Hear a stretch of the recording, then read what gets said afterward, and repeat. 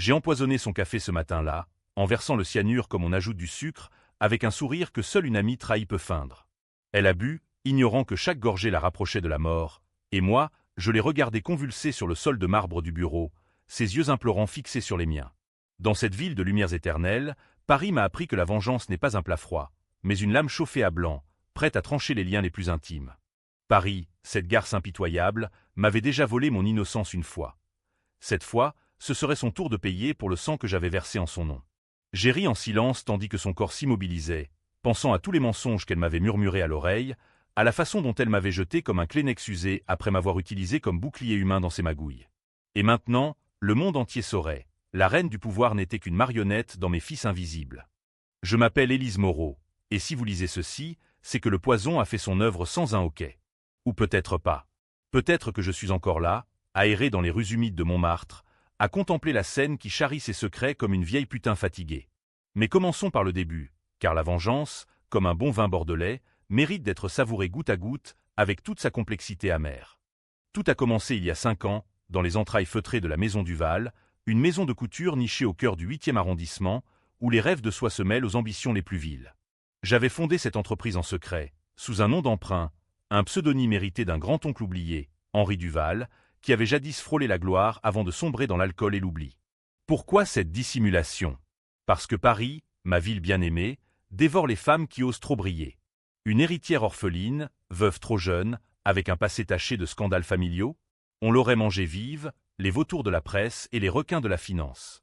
Alors, j'ai endossé le rôle d'Élise, la modeste assistante de direction, une ombre discrète aux ongles rongés et aux chignons trop serrés, pendant que la vraie patronne, Claire Beaumont, paradait sous les flashs avec son sourire carnassier et ses tailleurs Chanel impeccables. Claire. Ah, Claire. Ma meilleure amie depuis nos années à Sciences Po, où nous partagions des nuits blanches à disséquer les théories de Foucault et à fumer des Gauloises en cachette sur les toits de la Sorbonne. Elle était la flamme, moi l'ombre, elle la voix tonitruante, moi le murmure calculateur. Ensemble, nous avions bâti Duval de nos mains nues, j'apportais l'argent familial, fruit d'un héritage maudit, mon père, un industriel ruiné par une affaire de corruption, s'était suicidé en laissant derrière lui un coffre-fort rempli de billets sales et de regrets. Claire, elle, injectait le charisme, les contacts, les soirées arrosées de champagne au Plaza Athénée où elle charmait investisseurs et journalistes. « Nous sommes invincibles, Élise », me disait-elle, ses yeux verts pétillants comme l'absinthe. « Toi et moi contre le monde. » Mais les amitiés parisiennes sont comme les amours, éphémères, empoisonnées par l'ambition. Le premier coup de poignard est venu il y a 2 ans, lors de l'affaire des tissus frelatés. Duval avait sous-traité à un atelier clandestin en banlieue, près de Clichy, pour couper les coûts, une décision de Claire, bien sûr, qui jurait que c'était pour sauver l'entreprise. Les robes de notre collection automne-hiver, destinées au podium de la Fashion Week, se sont déchirées comme du papier mâché lors des fittings. Pire, des analyses ont révélé des colorants toxiques, des produits chimiques qui causaient des irritations cutanées graves. La presse s'est déchaînée, Le Monde titrait « Le scandale Duval, mode empoisonné pour Paris ». Les plaintes ont plu, les actions ont chuté, et au milieu de ce chaos, Claire m'a appelé dans son bureau, ses mains tremblantes serrant un verre de cognac. « Élise, ma chérie, j'ai besoin de toi. Plus que jamais. » Sa voix était un miel sirupeux, mais ses yeux trahissaient la panique. Elle m'a expliqué le plan, je porterai le chapeau. Moi, l'assistante anonyme, j'avouerai avoir géré les fournisseurs, falsifié les contrats, tout. En échange, elle me promettait une part généreuse des profits futurs, une vie de luxe à l'abri des regards. C'est temporaire, Élise. Tu es forte, tu t'en sortiras avec une tape sur les doigts. Et moi, je reconstruirai tout. J'ai hésité, le cœur battant comme un tambour funèbre sous la pluie de Paname. Mais l'amitié, cette salope, m'a aveuglé.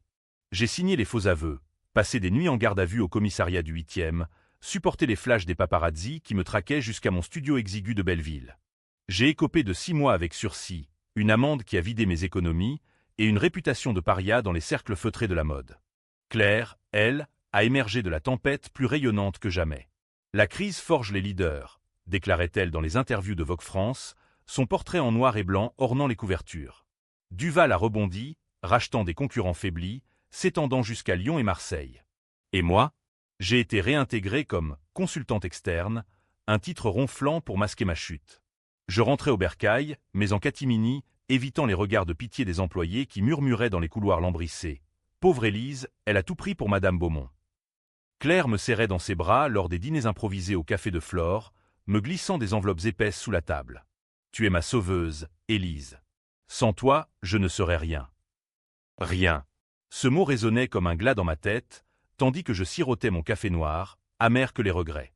Car au fond de moi, la propriétaire légitime, celle qui avait injecté chaque centime, signé chaque charter fondateur sous le voile du secret, bouillonnait. J'avais créé Duval pour défier le monde, pour prouver qu'une femme seule pouvait dominer ce cirque impitoyable. Et voilà que je rampais au pied de mon propre fantôme.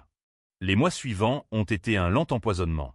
Claire changeait, ses sourires se faisaient carnassiers, ses confidences plus rares. Elle fréquentait désormais les cercles du pouvoir, dîner avec des politiques de l'Élysée, week-end à Deauville avec des banquiers aux cigares cubains. J'entendais les rumeurs dans les vestiaires de l'atelier, Madame Beaumont prépare un rachat massif. Elle va tout avaler, les petites maisons, les indépendants. Et moi, Élise l'assistante fidèle, je compilais les rapports, analysais les bilans, tout en sachant que chaque chiffre masquait mon propre vol. Un soir d'automne, sous les feuilles mortes du jardin des Tuileries, elle m'a annoncé son fiançailles avec Antoine de la Roche, un héritier de la grande bourgeoisie, dont la famille contrôlait une banque privée. Il m'adore, Élise. Et avec lui, Duval deviendra invincible. Son rire était un éclat de cristal brisé. J'ai souri, félicité, mais intérieurement, la lame se forgeait. La trahison n'était pas encore complète, mais elle couvait, comme la brume sur la Seine un matin d'hiver. J'ai commencé à fouiller, nuit blanche dans les archives numériques, accès hacké aux mailles personnelles via un contact discret à la DGSI, un vieil amant reconnaissant d'un service passé. Et là, les premiers fils se sont défaits. Claire n'avait pas seulement utilisé mon sacrifice, elle l'avait monétisé. Les fonds de relance post-scandale, détournés vers des comptes offshore aux Caïmans, via des sociétés écrans qu'elle gérait avec Antoine. Pire, elle préparait mon éviction définitive. Un mail à son avocat, liquider le contrat de Moreau. Elle sait trop de choses, et son sursis la rend vulnérable. Offrons-lui un chèque de consolation, qu'elle disparaisse. Le cœur serré comme un étau, j'ai lu ces mots dans l'ombre de mon appartement, le bruit des klaxons parisiens filtrant par la fenêtre entr'ouverte. La pluie martelait les vitres, rythmant ma rage naissante. Elle m'avait trahi 2 fois, d'abord en me sacrifiant, ensuite en m'effaçant. Mais elle ignorait tout de l'héritage Duval, de ses actes notariés enfouis dans un coffre à la Banque de France, signés par un notaire complice qui avait juré le silence. J'étais la propriétaire, la reine cachée, et elle n'était qu'une usurpatrice couronnée de mensonges. C'est alors que le plan a germé, lent et vénéneux comme une vigne sauvage dans les caves de Bordeaux. Pas de violence brute. Non, Paris mérite mieux, une vengeance élégante, théâtrale, qui laisserait des cicatrices invisibles mais purulentes. J'ai commencé par les petites piqûres.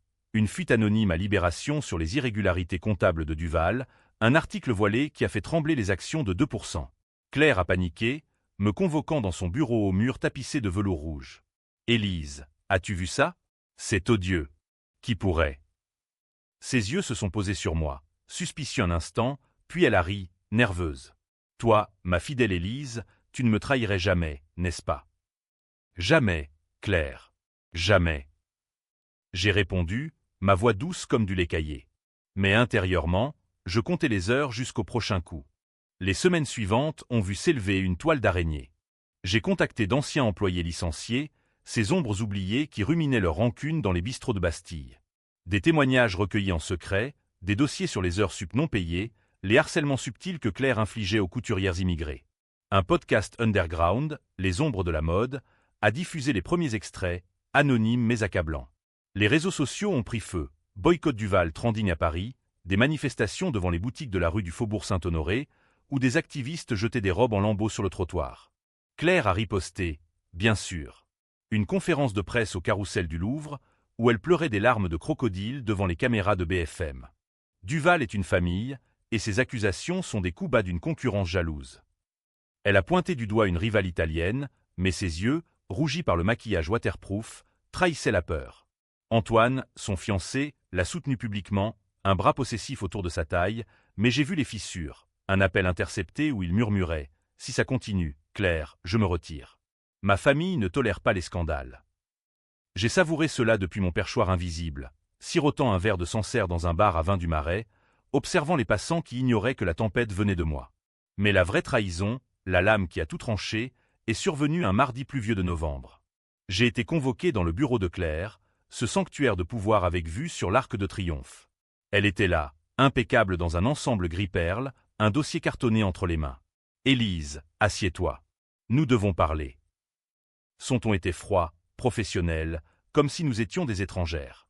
Elle a poussé le dossier vers moi, mon contrat, taché de café, et une lettre de licenciement. À cause des fuites récentes et de ton passé. Disons, trouble, Duval ne peut plus se permettre de risques. Voici une indemnité généreuse, 3 mois de salaire. Tu mérites mieux, mais c'est le marché qui décide. J'ai fixé les mots « licenciement pour faute grave » et un rire hystérique a monté en moi, étouffé dans ma gorge. Elle m'avait licencié. Moi, Élise Moreau, la fondatrice, la propriétaire occulte, jetée comme un vulgaire chiffon après m'avoir forcé à porter ses péchés. Claire, tu ne peux pas. Ma voix tremblait, non de peur, mais de cette joie noire qui précède la chute. Si, Élise. C'est fait. Et franchement, entre nous, tu étais devenue un boulet. Tes idées moroses, tes silences. Duval a besoin de sang neuf. Elle s'est levée, contournant le bureau pour me tendre la main, un geste condescendant. Bonne chance ailleurs. Paris est petit, mais il y a de la place pour tout le monde. J'ai serré sa main, sentant la pulpe froide de ses doigts, et j'ai souri. Merci, Claire. Vraiment. En sortant, le couloir semblait s'allonger comme un boyau infernal, les portraits des anciens Duval me toisant de leurs yeux peints. Dehors, la pluie fouettait les pavés, et je me suis mise à courir, non pour fuir, mais pour accélérer le destin. Ce soir-là, dans mon appartement aux murs écaillés, j'ai ouvert le coffre, pas celui de la banque, mais celui de mon cœur, où dormaient les preuves, actes notariés, transferts bancaires, enregistrements de nos conversations où elle admettait tout. La vengeance n'était plus un murmure. Elle hurlait, un cri primal qui faisait écho aux sirènes des pompiers dans la nuit parisienne. Demain, le monde saurait. Mais pas tout. Pas encore. Car la vraie poison, celle qui rongerait son âme avant son corps, viendrait plus tard. Les jours suivants ont été un ballet macabre, une valse funèbre sur les boulevards encombrés de Paris. J'ai commencé par les fondations. Un avocat discret, Maître Lefebvre, un renard aux lunettes cerclées d'or qui avait géré les secrets de mon père. Madame Moreau, c'est du dynamite, a-t-il murmuré dans son cabinet de la place Vendôme, feuilletant les documents jaunis. Révélez cela maintenant. Ce sera la guerre. Êtes-vous prête à tout perdre? Perdre? J'ai déjà tout perdu, maître. Il est temps de gagner. Nous avons rédigé la sommation, une notification formelle à Claire, exigeant la restitution immédiate du contrôle de Duval, sous peine de poursuite pour fraude et détournement. Pas de publicité immédiate. Non, je voulais la voir se tordre en privé d'abord, sentir la peur lui ronger les entrailles comme un acide lent. La réponse est arrivée par coursier, une enveloppe scellée de cire rouge, comme un défi médiéval. Claire niait tout, bien sûr. Mensonge d'une employée rancunière, écrivait-elle, signant de son paraphe élégant. Duval est à moi, Élise. Retourne dans ton trou. Antoine avait dû la conseiller. Son ton était plus affûté, légal, menaçant de contre-attaque pour diffamation. J'ai ri, seul dans ma cuisine exiguë, entouré de casseroles rouillées et de bouteilles vides de pastis. Ils ignoraient que j'avais des atouts, des copies des mailles offshore, des témoignages de fournisseurs italiens qui confirmaient les détournements, et même un enregistrement vocal. Claire, ivre lors d'une soirée à l'opéra, confessant à une rivale. Élise? Une idiote utile. Sans elle, je n'aurais pas survécu au scandale.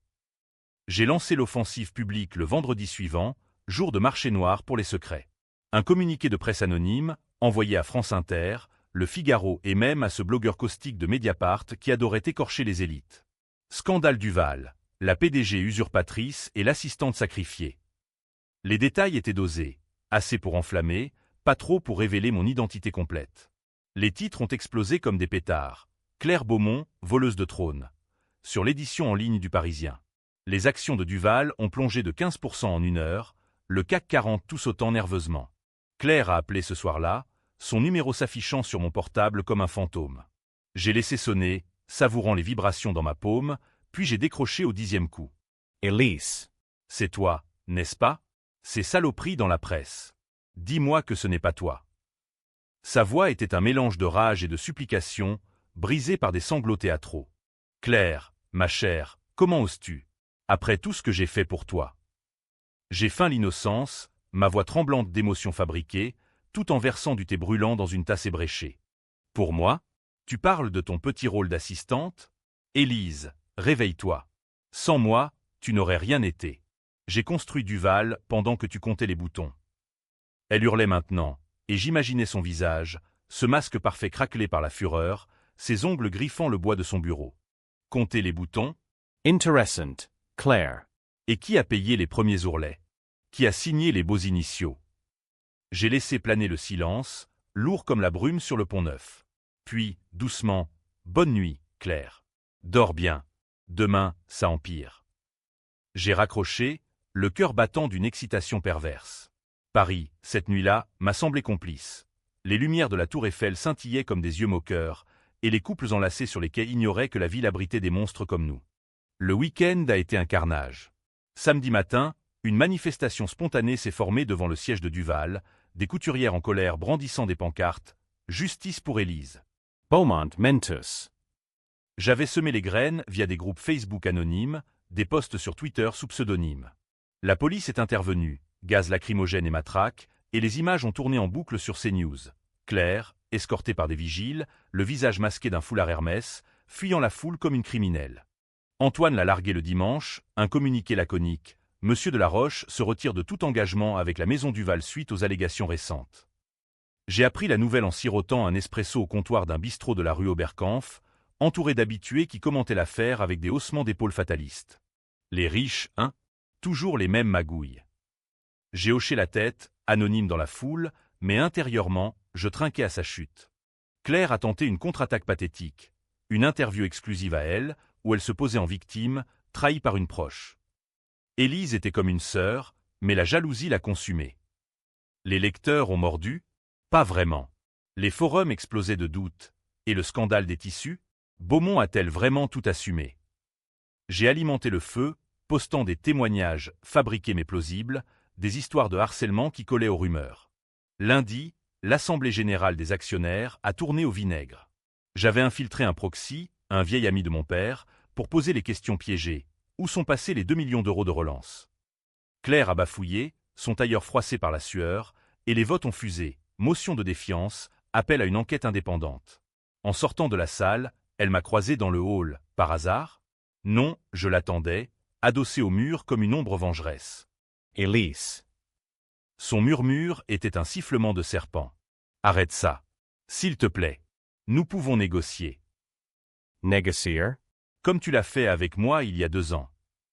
J'ai approché mon visage du sien, nos souffles se mêlant dans l'air confiné. Tu m'as jeté au loup, Claire. Et maintenant, c'est ton tour de hurler. Ses yeux verts qui m'avaient un jour hypnotisé, étaient injectés de sang. Tu ne sais pas de quoi je suis capable. Antoine. Il a des connexions. La police, les juges. Essaye. Vraiment. J'ai tourné les talons, laissant derrière moi le parfum de son parfum Chanel numéro 5, souillé par la peur. Cette nuit-là, j'ai rêvé de mon père, son corps pendu dans le bureau familial de Neuilly, la lettre d'adieu tachée de larmes. Protège-toi, Élise. Le pouvoir corrompt. Réveillé en sursaut par un orage, j'ai compris que la vengeance n'effaçait pas les fantômes. Mais elle les apaisait, du moins temporairement. Mardi, le coup de grâce financier. Une plainte déposée au pôle financier, avec preuve à l'appui. Les fiscailleurs ont débarqué à Duval, perquisition est scellée, Claire arrêtée pour interrogatoire dans une voiture banalisée. Les chaînes d'infos en direct, arrestation choc de la PDG de Duval. J'ai regardé depuis un café anonyme près de la place de la République, un croissant à la main, tandis que la ville bruissait de commérages. Mais Claire n'était pas finie. Mercredi, libérée sous caution, merci les avocats de La Roche, elle a contre-attaqué. Un dossier sur moi, des allégations de chantage, de faux, même une rumeur de lien avec des extrémistes anticapitalistes. Élise Moreau, la terroriste de l'intérieur, titrait un tabloïd de droite.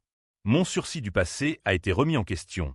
Une convocation au tribunal pour violation de conditions. J'ai fui dans les ruelles de Le Marais, le cœur cognant, mais la rage intacte. Elle l'avait retourné, ce serpent, mordant pour survivre. Et là, dans l'ombre d'une église gothique, j'ai décidé, la fin justifierait les moyens. Plus de jeux d'ombre. Le poison, littéral cette fois. Préparer le cyanure a été un rituel intime, presque religieux, sous la lueur jaunâtre d'une lampe à abat-jour dans mon appartement. J'avais obtenu la substance via un contact sombre, un chimiste ruiné des laboratoires de Saclay, qui haïssait les élites pour avoir fermé son unité de recherche. Cet inodore, indétectable dans le café, m'a-t-il glissé dans un sac poubelle anonyme, échangé dans un parking souterrain de la porte de Clignancourt.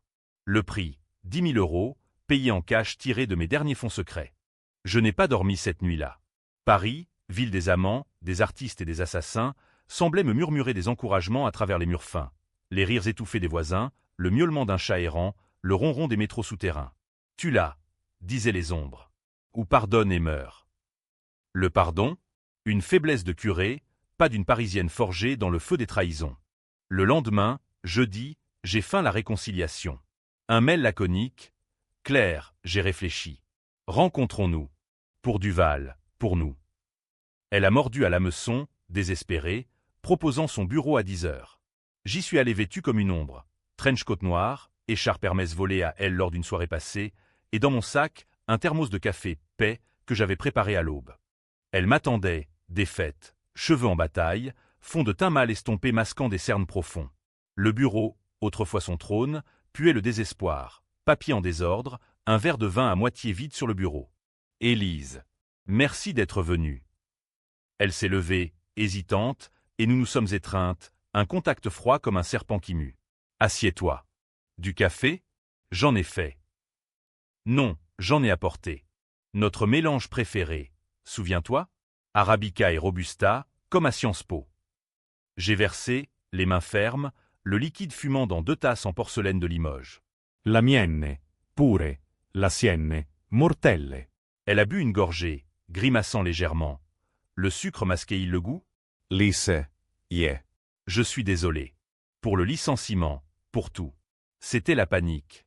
Antoine m'a poussé, il voulait une image clean. Antoine. J'ai répété le nom comme une malédiction, sirotant mon café. L'homme qui t'a largué comme une malpropre. Et maintenant, il te laisse pourrir. Ses yeux se sont emplis de larmes, vrai cette fois. Il dit que je suis toxique. Que Duval est maudit à cause de moi. Mais Élise, si tu retires ta plainte, on peut tout arranger. Je te rends ta place, même plus, directrice adjointe. Et l'argent. Tout ce que tu veux. J'ai observé ses lèvres trembler sur le rebord de la tasse, le poison déjà en elle, invisible mais inexorable. Ta place? Claire, tu n'as jamais compris. Duval n'est pas à toi. C'est à moi. Depuis le début. Elle a ri, un éclat nerveux. Toi, l'assistante qui ronge ses ongles, ne me fais pas rire, Élise. Tu n'es rien sans moi. Une autre gorgée, et son visage a pâli légèrement, une sueur perlant sur son front. Rien? Demande à Maître Lefebvre. Ou au notaire de la Banque de France. J'ai sorti une enveloppe de mon sac, la laissant tomber sur le bureau comme une sentence. Dedans, les actes, les preuves irréfutables. Ses mains ont tremblé en les feuilletant, ses yeux s'écarquillant. C'est impossible. Henri Duval. Ton oncle? Mais tu m'as dit que j'étais orpheline, sans le sou. Un mensonge pour te plaire, Claire. Pour que tu me vois comme ton égale, ta sœur de misère. Je me suis penché en avant, ma voix un chuchotement venimeux. Mais j'étais la reine, et tu n'étais que la suivante. Elle a reculé, la tasse claquant sur le bureau, du café giclant sur les papiers. Elise. Qu'est-ce que tu as fait? Ce goût. Oh mon Dieu! La panique l'a saisie, ses doigts agrippant sa gorge, un râle s'échappant de ses lèvres. Du poison? Tu m'es tous. Oui. Le mot est sorti simple, net, comme un couperet de guillotine. Pour chaque mensonge, chaque trahison. Pour les nuits en cellule, pour l'humiliation. Tu m'as fait porter tes péchés, Claire. Maintenant, porte les miens. Elle s'est affaissée, glissant du fauteuil au sol, son corps convulsant en spasmes gracieux, presque chorégraphiés. Ses yeux verts, me fixaient, implorants, accusateurs. Sir. Pourquoi? Un filet d'écume aux commissures, et puis le silence, brisé seulement par le tic-tac de l'horloge murale. J'ai attendu, immobile, comptant les minutes jusqu'à ce que son souffle s'éteigne. Puis, méthodiquement, essuyé la tasse, remis l'enveloppe dans mon sac, ajusté mon écharpe. En sortant, j'ai croisé une secrétaire, qui a pâli en voyant le corps. Appelé une ambulance. Madame Beaumont. Un malaise. Les sirènes ont hurlé bientôt, et Paris a avalé le secret, pour l'instant. Moi, je me suis fondu dans la foule du métro, anonyme, libre. Mais la liberté est une illusion, n'est-ce pas? Les jours suivants ont été un tourbillon. L'enquête a démarré, autopsie révélant le cyanure, police fouillant les bureaux, interrogeant les employés. J'étais suspecte numéro 1, bien sûr, l'ex-assistante rancunière, vue entrant le matin fatidique. « Où étiez-vous, mademoiselle Moreau ?» a demandé l'inspecteur, un flic bedonnant au cigare éteint, dans une salle grise du commissariat central. Avec elle, jusqu'à la fin. J'ai répondu calmement, les menottes provisoires mordant mes poignets. J'ai tout avoué, le poison, la vengeance, mais pas les preuves de propriété. Elle m'a trahi. Elle méritait de mourir. Le procès a été un cirque, digne des assises de la Seine. Les tabloïds titraient « Meurtre chez les couturières », la jalousie mortelle de l'assistante. Claire, canonisée post-mortem comme une martyre de la mode, une visionnaire fauchée par la folie. Ses funérailles à Saint-Sulpice ont attiré les people, designer en noir, politique larmoyant, Antoine en tête de cortège, veuf inconsolé. J'ai suivi de loin, caché sous un chapeau large, riant intérieurement de l'hypocrisie. Mon avocat, Lefebvre, a plaidé la passion, la provocation, mais les jurés, ces bourgeois du 16e arrondissement, voyaient en moi une paria, une femme qui avait osé défier l'ordre. 20 ans de réclusion, prononcés dans un murmure solennel. La société se protège des monstres qu'elle crée, a sentencé le président, et j'ai été emmené, menottes au poignet, vers les geôles de Fleury-Mérogis. La prison est un monastère laïque, où le temps s'étire comme du chewing-gum. J'y ai médité sur ma chute. Était-ce la victoire ou la défaite? Duval, orpheline de sa dirigeante, a été racheté par un conglomérat suisse, effaçant mon nom des annales. Antoine s'est remarié à une top modèle, Claire reléguée à un chapitre obscur de sa bio. Mais attendez. La twist, cette garce imprévisible, est venue 6 mois plus tard. Une lettre, glissée sous ma porte cellulaire par un gardien complice. De Maître Lefebvre, Madame Moreau, les actionnaires suisses ont exhumé les archives. Votre propriété est reconnue. Duval est à vous, du moins, ce qu'il en reste. Que voulez-vous en faire? J'ai ri, un éclat qui a fait sursauter ma codétenue, une voleuse à l'étalage au tatouage fané. La vengeance, ultime et cruelle. Claire morte pour rien, son empire me revenant des abysses. J'ai dicté une réponse. Vendez tout, donnez à des associations de femmes battues. Que Paris sache que la mode peut guérir autant qu'elle blesse. Pourtant, dans les nuits sans fin de Fleury, je me demande, ai-je gagné? Ou suis-je la vraie prisonnière, enchaînée à un fantôme que j'ai moi-même invoqué? Paris, indifférente, continue de briller, et moi, Élise Moreau, je paie le prix d'une couronne empoisonnée. Non, ce n'est pas la fin. Les murs de Fleury-Mérogis suintent l'humidité et les regrets, mais ils ne peuvent contenir une âme forgée dans le creuset parisien. Les mois se sont mués en années, un lent dépouillement où j'ai appris à broder des tapisseries mentales, des récits de vengeance alternatifs, où Claire suppliait à genoux, où Antoine finissait ruiné dans un garni de Pigalle. Ma codétenue, Fatima, une maghrébine aux yeux de braise, m'écoutait pendant les promenades au préau, fumant des clopes roulées en cachette. T'es une dure, la parisienne. Mais la haine, ça ronge de l'intérieur, comme le sel sur la peau. Et la liberté, Fatima, ça guérit. J'ai demandé un soir, sous un ciel plombé qui promettait de la neige. Elle a haussé les épaules, crachant un molar. La liberté, c'est un mythe. On est toutes enchaînées, à nos hommes, à nos gosses, à nos erreurs. Ces mots m'ont hanté, mais ils n'ont pas arrêté le plan qui germait. Grâce à la vente de Duval, un chèque à 7-0 versé sur un compte bloqué, libérable sous condition de bonne conduite, j'ai engagé les meilleurs avocats. Appel en cascade, violation des droits, preuve de provocation, même une expertise psychiatrique plaidant le stress post-traumatique du scandale passé. Madame Moreau a été victime d'un système patriarcal qui sacrifie les femmes pour protéger les élites, argumentait mon conseil dans les plaidoiries enflammées. La presse, cette hydre aux 1000 têtes, a flip-floppé. D'abord, je suis la meurtrière froide, puis l'icône féministe, la femme qui a osé. Des pétitionnaires ont manifesté devant la prison, des pancartes « Libérez Élise », agitées par des étudiantes en droit de Nanterre. Un docu-série sur Netflix, empoisonné par l'ambition, m'a transformé en anti-héroïne avec interview de témoins, d'anciens employés de Duval, reconnaissant pour les dons anonymes que j'avais fait via Lefebvre. Claire, même morte, se retournait dans sa tombe de Père-Lachaise. Des révélations posthumes, des lettres trouvées dans son coffre où elle confessait à Antoine ses manipulations, le qualifiant de marionnette utile. Il a été éclaboussé, sa banque épinglée pour blanchiment, et son second mariage s'est effondré sous les flashs. Karma, ce vieux philosophe français, avait un sens de l'humour noir. Après 3 ans, la révision de procès, réduction à 8 ans, puis libération conditionnelle pour remords démontrés. J'ai marché dehors un matin de printemps, l'air embaumant les croissants chauds et les gaz d'échappement, Paris m'accueillant comme une amante volage. Bienvenue à la maison, Élise, a murmuré Lefebvre en m'ouvrant la portière de sa déesse noire.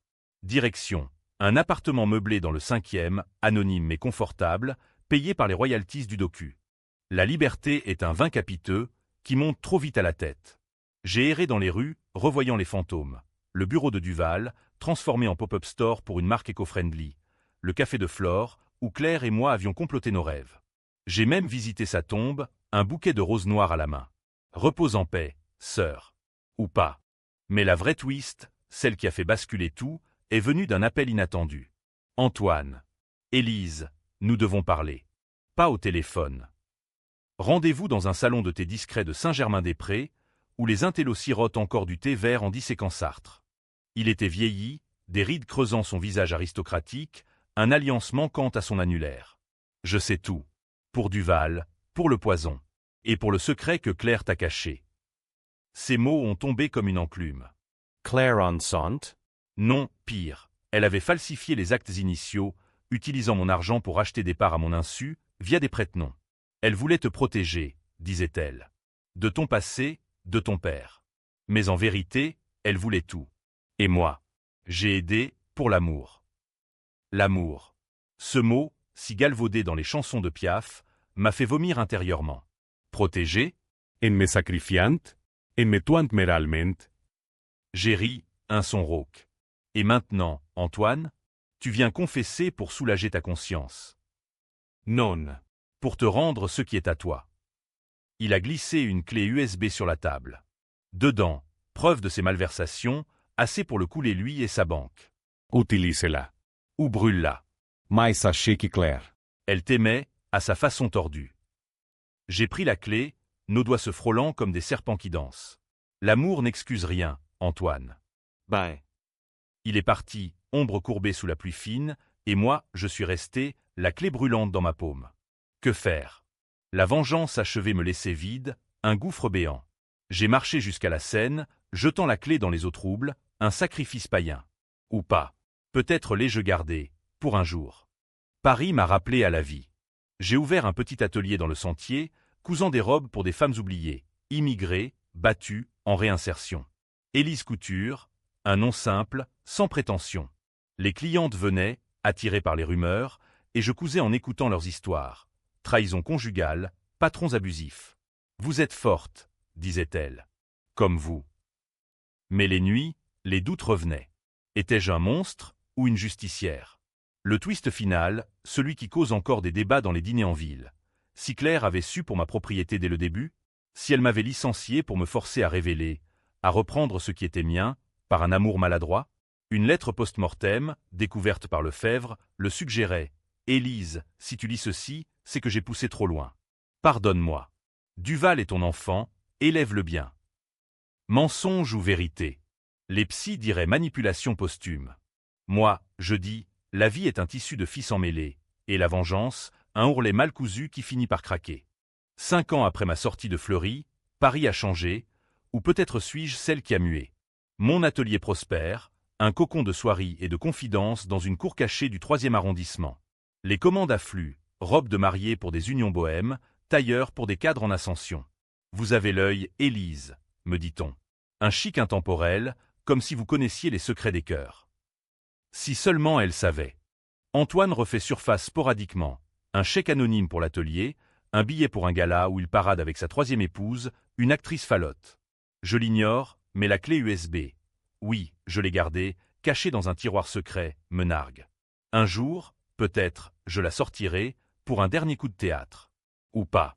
La paix est un luxe que je m'accorde, goutte à goutte. Claire hante encore mes rêves, son corps convulsant, ses yeux implorants. J'ai visité un psy, un barbu freudien du quartier latin, qui dissèque mes pulsions thanatiques. La vengeance est un miroir, Élise. Vous avez tué une part de vous-même avec elle. Peut-être. Mais cette part était pourrie, et le poison l'a purgée. La société débat encore. Article dans le débat, podcast sur France Culture. Élise Moreau, victime ou bourreau? Les féministes la clament innocente, produit d'un système machiste. Les conservateurs, une hystérique dangereuse. Moi, je lis, je souris, et je couds. Car la vraie twist n'est pas dans le meurtre ou la révélation, mais dans l'après, vivre malgré tout. Un soir d'été, sous les guirlandes lumineuses d'une fête de quartier à Belleville, j'ai rencontré Julien, un libraire aux mains tachées d'encre, qui vend des polars français dans une échoppe étroite. « J'ai lu votre histoire », m'a-t-il dit, timidement, en m'offrant un verre de rosé. Pas dans les journaux, mais dans les livres, Simon, avec ces femmes fatales qui se rebellent. On se connaît. J'ai demandé, méfiante. Non. Mais je sens les âmes blessées. Et la vôtre. Elle brille, malgré les cicatrices. Nous avons parlé jusqu'à l'aube, de Paris, des trahisons, de la mode comme armure. Pour la première fois, j'ai pleuré. Pas de rage, mais de soulagement. L'amour, vrai cette fois, émerge des ruines, fragile comme une étoffe neuve. Aujourd'hui, je marche sur les quais, main dans la main avec lui, la Seine scintillante sous le soleil couchant. Duval est un souvenir, Claire un écho. La vengeance m'a libéré, non pas en tuant, mais en me rendant à moi-même. Paris, impitoyable et tendre, m'a pardonné, ou peut-être sans fouelle, comme toujours. Mais si vous croisez une femme aux yeux sombres dans un atelier du Sentier, murmurez-lui, la reine est de retour. Et elle sourira, car les couronnes empoisonnées font les plus belles légendes. Fin.